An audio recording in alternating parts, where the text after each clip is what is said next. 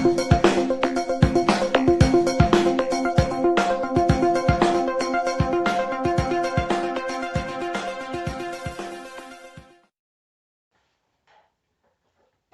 paz do Senhor.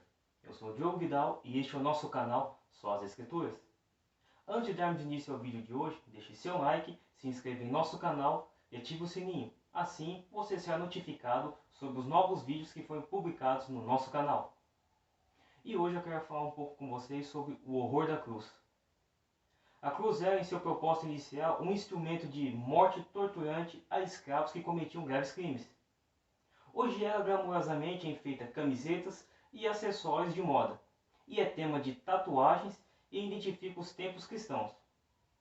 Esse uso popular tem esvaziado de seu verdadeiro significado. É nela que encontra-se a verdadeira justiça e graça, conforme está o Salmo 85, verso 10.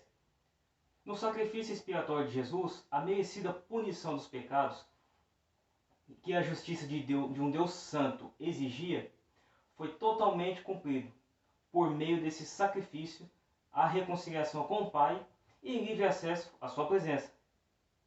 Geralmente, no entanto, essa doutrina central da fé cristã fica relegada a segundo plano, por pregadores e preletores que priorizam tanto os seus temas das suas mensagens conforme o auditório que vai ouvi-los.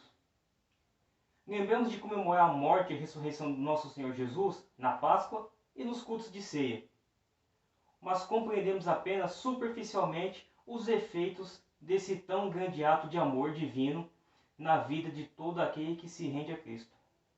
O nosso texto base está no Evangelho de João, no capítulo 12, nos versículos 27 e 28. Se você estiver com a sua Bíblia, abra comigo e me acompanhe nessa leitura. E diz assim a palavra do Senhor: Agora a minha alma está perturbada. E que direi eu? Pai, salva-me desta hora. Mas para isso vim a esta hora. Pai, glorifica o teu nome. Então veio uma voz do céu que dizia: Já o tenho glorificado e outra vez o glorificarei. Antes de darmos início sobre esse fato da cruz, temos que voltar um pouquinho lá no Getsemane, enquanto Jesus orava. Assim como o Evangelho de João também dá esse relato, Mateus, Marcos e Lucas também dão esse relato. Mas eu quero pegar aqui um pouco do relato de Lucas, por ser médico, e que trouxe alguns detalhes que os outros evangelhos não mencionam. Principalmente na parte que Jesus estava orando, que ali podemos ver uma parte da humanidade de Jesus. Quando ele está orando, ele está muito preocupado.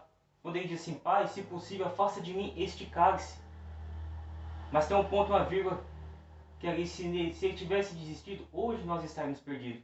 Mas ele disse: seja feita a sua vontade. Mas se continuarmos lendo, vemos que o suor de Jesus se tornou em sangue. E só Lucas mencionou isso daí. Jesus sangrou não é porque ele era santo ou porque ele era diferente. Não. Segundo o médico, é muito possível uma pessoa suar sangue. Se ela estiver num nível de estresse muito alto, uma preocupação muito grande, como a nossa cabeça tem muitos vasos sanguíneos, isso pode acontecer.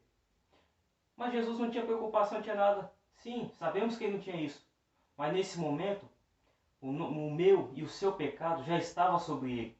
Ele já estava preocupado com a punição que vinha. Foi por isso que ele chegou a esse ponto. Aí veio a parte da prisão. Ele é preso, é levado à casa do sumo sacerdote, onde lá ele é vendado, esbofeteiam o nosso Senhor e dão um murro nele e ainda tem coragem de dizer o seguinte: profetiza quem foi que te esmurrou ou quem foi que te esbofeteou. Cuspiram nele e ridicularizaram o nosso Senhor. Quando ele é apresentado perante Pilatos, o povo querendo que solte Barrabás, Pilatos tenta fazer o possível que ele seja solto.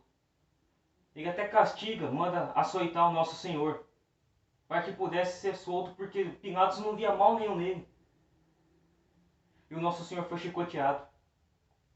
E segundo alguns relatos dizem que os chicotes romanos tinham pedaços de ossos de animais e estilhaços de chumbo na ponta do chicote, aonde o nosso Senhor foi açoitado várias vezes, até deixando marcas muito profundas e muitas feridas abertas.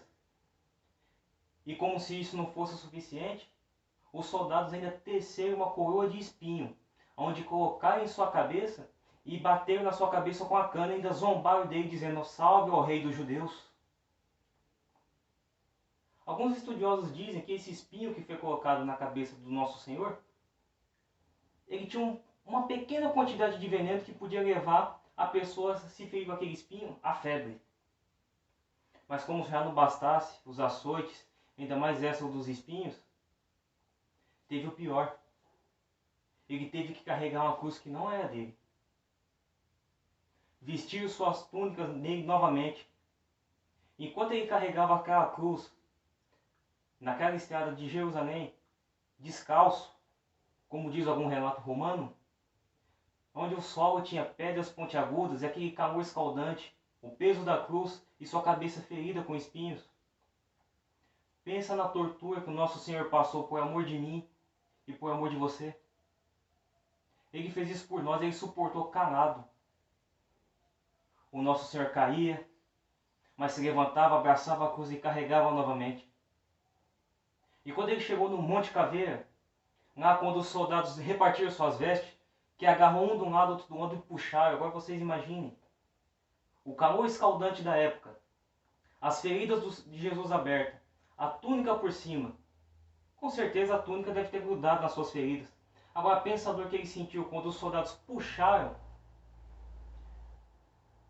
as suas vestes e a dor que ele passou quando elas desgrudavam das suas feridas.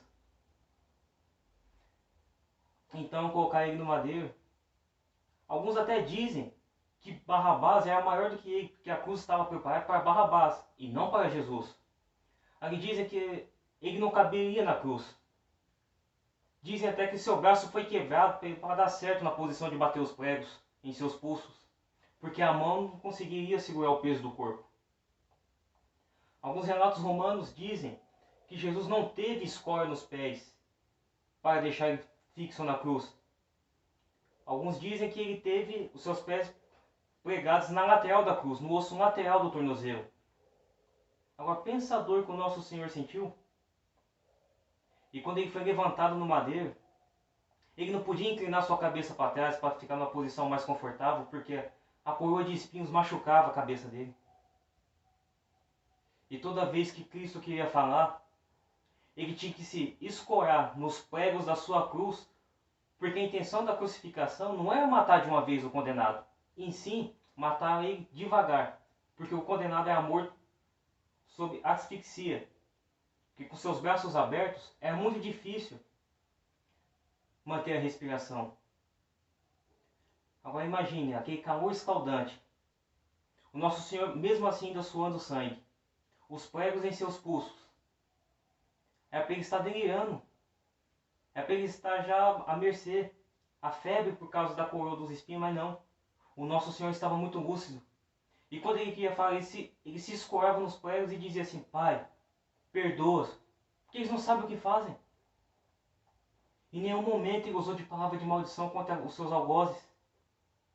Ele suportou isso e nós não conseguimos nem suportar nenhuma dor de cabeça, já faltamos no culto. Mas ele suportou tudo isso para que nós pudéssemos se voltar para Deus. Ele teve sede.